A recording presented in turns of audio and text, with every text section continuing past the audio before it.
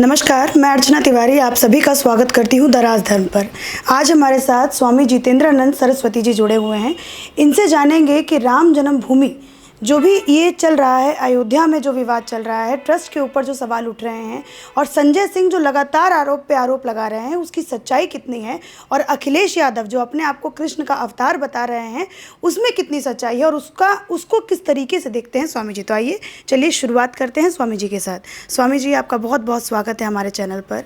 सबसे पहले मैं ये सवाल पूछूंगी, ये जो ट्रस्ट का मामला है, ये भाजपा ने कहिए तो न्योता दे दिया या फिर विपक्ष जो है इसको जानबूझ के मुद्दा बना रही है? मैं तो कहता हूँ भगवान श्री राम जी की इच्छा से विपक्ष जो है खुद मृत्यु को आमंत्रण देकर के, मुझे नहीं लगता कि अगले विधानसभा चुनाव में श्री राम जन्मभूमि कोई मुद्दा रहने वाला था। भले राम मंदिर भूमि पूजन हो गया, मंदिर बन रहा है, लेकिन जिस तरीके से विपक्ष ने आरोप लगाए, विशेषकर आप और कांग्रेस के लोगों ने, तो मानहानि का मुकदमा दायर हो रहा वो एक अलग विषय है। लेकिन 2011 में 2 करोड़ का एग्रीमेंट 10 साल के बाद क्या 2 करोड़ में ही बिकेगा? एक दूसरे विवादित था, इसलिए उसके मालिकों ने एग्रीमेंट कर लिया। तो एग्रीमेंट जिससे हुआ पहले उसको रजिस्ट्री हुई, तो ये दोनों रजिस्ट्री साथ हुई। इसका मतलब ये तो नहीं है कि एग्रीमेंट दोनों एक साथ हुआ है। तो ये फालतू के विवाद हैं और ये लोग उन व्यक्तियों पर आरोप लगा रहे जिनका पूरा जीवन श्री राम के सेवा में, श्री राम जन्मभूमि को मुक्त कराने के मुकदमे की पैरवी में बीत गया। उसमें एक तथाकथित धर्माचार्य वो भी कूद पड़े, और ऐसे लोग कूद पड़े जिन्होंने अपने बनाए ट्रस्ट रामालय न्यास का आज तक एक हिसाब नहीं दिया, न मंदिर बनवाया, न मंदिर का आंदोलन किया। हाँ, मंदिर के नाम पे कांग्रेस ने चंदा उनको ज़रूर इकट्ठा कराया था। तो ये तो उन लोगों को बताना चाहिए कि जो 1 ग्राम सोना भी इकट्ठा कर रहे थे, रामालय न्यास बना करके 90 के दशक से जो चंदा वसूल रहे थे, ये हिसाब उनको देने चाहिए।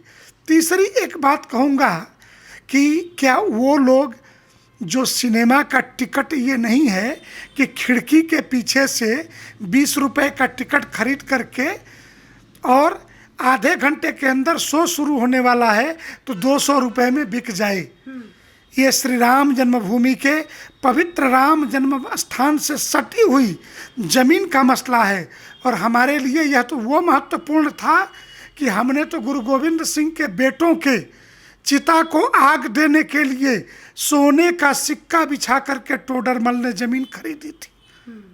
तो हम तो वो लोग हैं कि जो अपने पूर्वजों के लिए, अपने आराध्यों के लिए सोने का सिक्का बिछाते हैं जमीन खरीदने के लिए। तो हमारे लिए ज़मीन महंगी नहीं। यहाँ प्रश्न ये था कि वो 5.5 बीघे के आसपास की ज़मीन अंसारी मियाँ के नाम थी, और ये ज़मीन अगर विपक्ष और मुसलमानों के हाथ लग जाती तो इस ज़मीन पे वो मस्जिद बना करके 100 एकड़ में फैले हुए श्री राम जन्मभूमि के बगल में जो 500 वर्षों के संघर्ष के बाद हमें प्राप्त हुआ था, अल्लाह अकबर के नारे लगाते।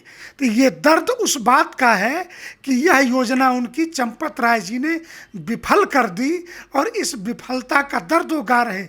और रही बात राहुल गांधी जी की, तो राहुल जी एक ट्रस्ट है नेशनल हेराल्ड का भी, जिसमें 5,000 करोड़ के घपले के आरोप में माँ बेटे दोनों जमानत पर रिहा हो, और तुम्हारी माँ प्रधानमंत्री आपदा राहत कोष का मनमोहन सिंह के ज़माने का 100 करोड़ रुपए राजीव गांधी फाउंडेशन में कैसे एक ट्रस्ट से दूसरे ट्रस्ट में ट्रांसफ़र किया जाता है, घपला कैसे किया जाता है पैसा, ये तो तुम माँ बेटों से बेहतर दुनिया में और कोई नहीं बता सकता है। इसलिए पवित्र श्री राम जन्मभूमि का लंबा संघर्ष, 492 वर्षों का रक्त रंजित न्यायालय ये संघर्ष, इसके बाद से हिंदू समाज के दिए गए धन, एक एक पाई ऑनलाइन ट्रांजैक्शन के द्वारा ट्रस्ट का पैसा जिससे भी हमने ज़मीन खरीदी, और ज़मीन 20 करोड़ की नहीं, अगर उस ज़मीन को खरीदने के लिए 200 करोड़ की भी ज़रूरत पड़ती तो हम भुगतान करते, क्योंकि अब हम राम जन्मभूमि के बगल में किसी ताहिर अंसारी की कोई ज़मीन हो, किसी मियाँ जी के नाम से ज़मीन हो, और कल को उस पर 4 लाउडस्पीकर बांध के हल्ला मचाने लगो अल्लाह अकबर का, ये अब हम बर्दाश्त करने की स्थिति में नहीं है। ठीक है स्वामी जी, ये अंसारी वाला एंगल मैं आपसे समझना चाहूँगी कि ये अंसारी वाला एंगल क्या है और ये क्यों इतना मतलब ज़्यादा इंटरेस्ट ले रहे हैं यहाँ पे? ये ज़मीन हाँ 1917 से इसकी कहानी है। अच्छा। इस ज़मीन पे वक्फ बोर्ड ने दावा कर दिया, कांग्रेसी सरकारें थी, चूँकि 2 ब्राह्मण परिवार थे, उस 2 ब्राह्मण परिवारों की ज़मीन थी ये 1.5 लाख वर्ग फीट से ज़्यादा की, 17,500 वर्ग मीटर ये ज़मीन थी। अब उन परिवारों में लोग मरते रहे, तो 2011 जब आया तो 2011 में एक मुसलमान कंस्ट्रक्टर उनके पास पहुंचा, कहा हम वक्फ बोर्ड से हम निपट लेंगे, ये ज़मीन हमारे नाम एग्रीमेंट आप कर दीजिए, और क्योंकि कोई भी विवादित ज़मीन की रजिस्ट्री नहीं हो सकती, तो उसने 3 वर्षों का एक एग्रीमेंट करा लिया 2011 में उस दोनों ब्राह्मण परिवारों से, और वक्फ बोर्ड का मुकदमा वो खुद लड़ता रहा। 3 साल एग्रीमेंट पूरे हुए, मुकदमा नहीं निपटा, क्योंकि कांग्रेस की सरकार थी सेंट्रल में, और स्टेट में बसपा फिर सपा, तो मुकदमा तो निपट नहीं रहा था। फिर 3 साल के एग्रीमेंट को उसने रिन्यूअल करा के 2014 तक किया, 14 में फिर रिन्यूअल करा के 17 तक किया, 17 में वहाँ मोदी की सरकार और यहाँ स्टेट में योगी जी की सरकार आ गई, तो अब एग्रीमेंट रिन्यूअल कराने की स्थिति नहीं थी। वक्फ बोर्ड को बैठ करके उसके साथ समझौता वक्फ बोर्ड ने कर लिया। अच्छा। अब वो मियाँ जी और उनके बीच क्या लेन देन हुआ वो जाने, लेकिन वो जो पहले 2011 में जो 1 करोड़ का एग्रीमेंट था और 10 लाख का भुगतान हुआ था, वो 2017 के एग्रीमेंट में 2 करोड़ उबड़ के हो गया और 50 लाख का भुगतान हो गया। 2020 में वो मुकदमा समाप्त हो गया, जमीन निरापद हो गई। तो जमीन किसके पक्ष में निरापद हुई? तो जो जमीन का मालिक था उसके पक्ष में, लेकिन एग्रीमेंट किसके पास था? वो मुसलमान के पास था, अंसारी परिवार के पास। पहले उसके पिता के नाम था, इसके बाद इस नौजवान के पास आ गया। तो वह भाई आप अब इसमें कुल हो गए 2 पार्टी, एक की जमीन और दूसरी जिसने एग्रीमेंट कराया, और जमीन अब हमें खरीदनी थी श्री राम जन्मभूमि तीर्थ क्षेत्र ट्रस्ट के लिए। तो उस दोनों पार्टियों से तो एक ही तिथि में 2 रजिस्ट्रियां हुई। एक उस पार्टी ने अंसारी को किया और अंसारी ने हमें किया, लेकिन मूल तौर से देखें तो ये रजिस्ट्री 2011 की हो गई, 10 वर्षों के संघर्ष के बाद। और यह ज़मीन, तो ये पेट का दर्द सारा इस बात का है कि ये ज़मीन अगर रह जाती अंसारी के पास तो तुम मुसलमान हो, दीन के सच्चे सिपाही हो, मस्जिद के लिए ज़मीन दे दो, ये बाबर का संघर्ष बीत न जाए, वृथा न जाए, हिंदुओं के विजय की निशानी ये कैसे रह सकती है राम जन्मभूमि, इसी के बगल में 5.5 बीघे में हम भी कुछ कर लेंगे, ये सब बातें आती। ये बातें आए उसके पहले माननीय चंपत राय जी, ऋषिकेश उपाध्याय और ट्रस्टी अनिल मिश्रा जी को धन्यवाद दूंगा, और इन बाबर की औलादों को, ये संजय सिंह, अरविंद केजरीवाल, राहुल, सोनिया, ये सारी फौज इसी बात के लिए दुखी है कि इनको बेस प्लान, जहाँ से ये हिंदुओं के मन में जहर भरते, जहाँ से ये हिंदुओं को गाली देते बैठ कर के, वो ज़मीन समय रहते ट्रस्ट को चली गई, इनके हाथ नहीं लगी। इस नाते ये दर्द है, ये टिस है, ये गाली गलौज की इनकी भाषा है, इसलिए इन कुत्तों के भौंकने पे हाथ ही ध्यान नहीं देता। रामलला का काज है, हनुमान जी बैठ के काम को कर रहे हैं और मंदिर की नींव भरी जा रही है। अक्टूबर तक नींव जमीन के ऊपर आ जाएगी, फिर तो पत्थर तैयार हैं। चुनाव के पहले मंदिरों के नक्काशीदार पत्थर जन्मभूमि पर दिखने लगेंगे आपके कैमरों को, ये न दिखाएं, इसमें रोड़ा अटकाने का ये दर्द था। अखिलेश यादव कहीं ना कहीं पीछे छूट गए स्वामी जी। अखिलेश यादव ने तो इस्तीफा तक मांग लिया, कहा कि इस काम को रोक देना चाहिए, राम जन्मभूमि का जो काम अभी आगे चल रहा है इसको रोक करके पहले जांच बिठानी चाहिए। इस पे क्या कहिएगा? मूल मंशा था इसको रोक के। हाँ। जिसके बाप ने श्री राम जन्मभूमि पर कारसेवकों पर गोलियां चलवाई, खून से लथपथ अयोध्या का किरदार सिर्फ मुलायम सिंह यादव नहीं, उसका बेटा अखिलेश यादव भी है। साधु संतों के ऊपर लाठियां बरसवाने वाला ये अखिलेश यादव, इसकी मूल मंशा कि कोई विवाद खड़ा करके राम जन्मस्थान पे काम रोकें। तो मैं अखिलेश को कहूँगा कि तुम जैसे बाबर की औलादों से अब राम काज रुकने वाला नहीं है, लिहाजा इस मुद्दे पे सीमा में रहो। हम तो चाहते थे, हमारा तो ये था कि चुपचाप राम जन्मभूमि का हम काम करते, अपना काम चल रहा था, ये मुद्दा चुनाव में नहीं बनता। लेकिन अखिलेश यादव ने जो मंशा जाहिर की, तो भगवान राम की मर्यादा पुरुषोत्तम की भी इच्छा थी कि भूमि पूजन किया, रामलला के मंदिर निर्माण का जन्मभूमि पर मार्ग प्रशस्त किया जी। तो इसका श्रेय क्यों नहीं लोगे? तो एक चुनाव पुनः राम जन्मभूमि के नाम पर, राम के नाम पर, तो राम के काम को रोकने वालों की मंशा भी समझ में आ गई। और हम तो राम का काज कर ही रहे हैं, इसलिए जनता देखेगी, हिंदू समाज देखेगा क्या करना है।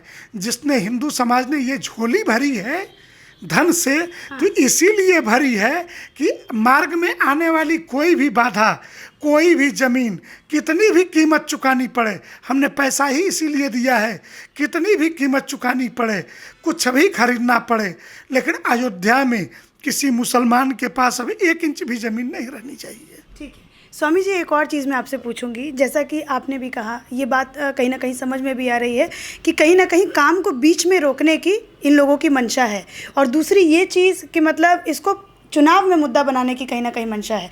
तो संजय सिंह ने एक नया आरोप लगा दिया, कहा कि उसके बगल की जो ज़मीन है 1 हेक्टेयर ज़मीन, वो 8 करोड़ में खरीदा गया। तो इससे ये समझ में आता है कि कहीं ना कहीं घपला तो हुआ है। इस पे जवाब क्या होगा? बगल की जमीन 8 करोड़ में खरीदा गया। उस जमीन की मालियत क्या है, उस जमीन में क्या क्या बना था, ये तो उसको नहीं दिखा। अब असल में ये समस्या क्या है? मूल समस्या है कि राम मंदिर का काम रोकने के लिए ये किसी भी हद तक जाएंगे। दूसरे, अगर मेरी ज़रूरत है तो यह तो कोई ज़रूरी नहीं है कि आपने 5 करोड़ में जो चीज़ हमें दे दिया, बगल वाला भी उसी का दे दे। और मेरी तो ज़रूरत है कि मैं मुँहमांगी कीमत दे के खरीदूँगा। राम जन्मभूमि के विस्तार के लिए जितनी ज़मीन की ज़रूरत पड़ेगी, तो यह तो कोई ज़रूरत नहीं है। तो वो ये क्यों नहीं बताता कि उसके बगल में कई ज़मीनें ऐसी भी हैं कि जो उन मंदिर के महंतों ने दान कर दी राम जन्मभूमि को, तो वो तो जीरो बैलेंस दिखाएगा। तो जीरो बैलेंस तो रेट नहीं हो गया ना।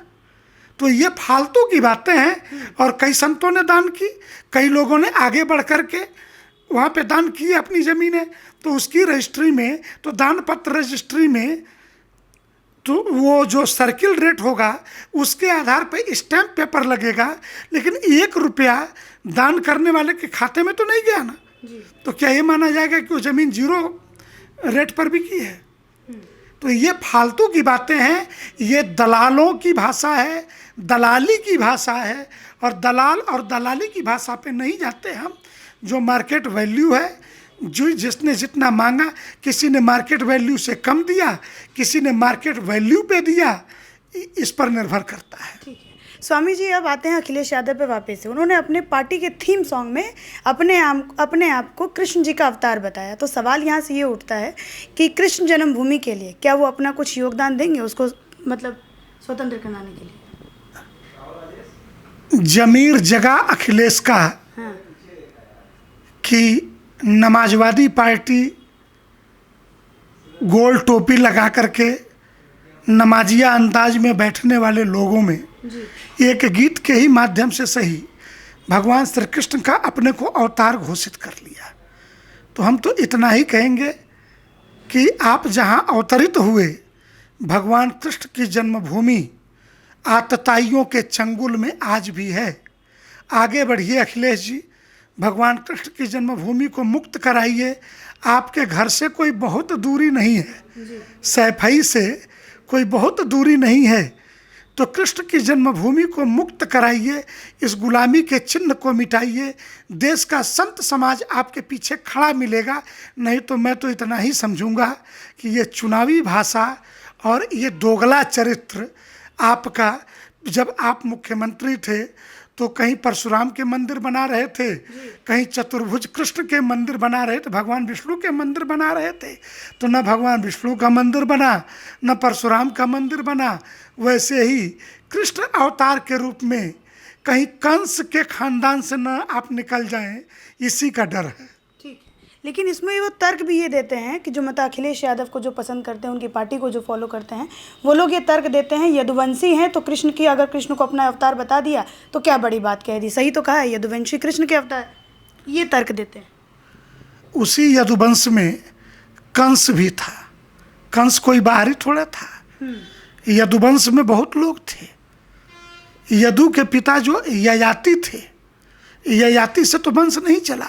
वंश जो यदुवंश नाम आया, तो पिता को अपनी यदु ने किस कारण से जाने गए, यदुवंशी ये हो नहीं सकता। ययाति को भोग की इच्छा हुई तो उन्होंने अपने पुत्र से जवानी मांग ली, और यदु महाराज ने अपनी युवा अवस्था अपने पिता को समर्पित कर दी, अपनी जवानी। और बाप को कालर खींच करके राष्ट्रीय अध्यक्ष के पद से उतार के फेंक देने वाला अपनी तुलना यदुवंशी से करेगा। मुझे तो इस रक्त शुद्धता पर भी संदेह है, क्योंकि यदु ने अपनी जवानी अपने पिता को दे दी भोग के लिए, और तुमने पिता की बची खुची जिंदगी, उसका सम्मान भी भरे मंच पर खींच लिया। ये यदुवंशी के लक्षण नहीं हो सकते। ठीक है, आखिरी सवाल पूछूंगी स्वामी जी आपसे।